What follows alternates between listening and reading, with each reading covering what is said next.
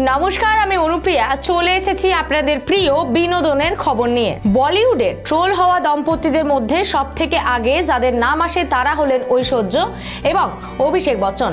কিছুদিন আগেই তাদের বিয়ে ভাঙা নিয়ে বেশ জলাঘলা চলছিল ও শোনা যাচ্ছিল তারা নাকি একসঙ্গে থাকেন না।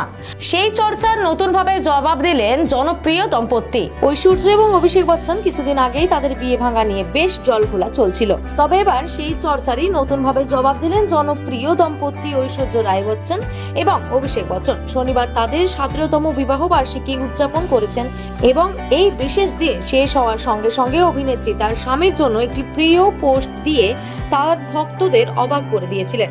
পোস্টের সঙ্গে ঐশ্বর্য আনুষ্ঠানিকভাবেই তাদের সাংসারিক সমস্যার গুজবের অবসান ঘটিয়েছেন। ঐশ্বর্য পোস্টটি শেয়ার করার সঙ্গে সঙ্গে দম্পতির অনুরাগীরা মন্তব্য বিভাগে প্লাবিত হয়, তাদের সুন্দর বলে অভিহিত করে এবং তাদের সাথে 17 বছর পূর্ণ করার জন্য অভিনন্দন জানান। কয়েক মাস আগে রিপোর্ট ভাইরাল হয়েছিল যে অভিষেক বিচ্ছেদের দিকে যাওয়ার সিদ্ধান্ত নিয়েছে এবং তাদের বিয়ে শেষের পথে। যাই হোক, দুজন কখনোই প্রতিবেদনগুলিতে মন্তব্য করেননি। ঐশ্বর্য অবশেষে তার নিজে সূক্ষ্ম উপায়ে সেই জল্পনার উত্তর দিয়েছেন।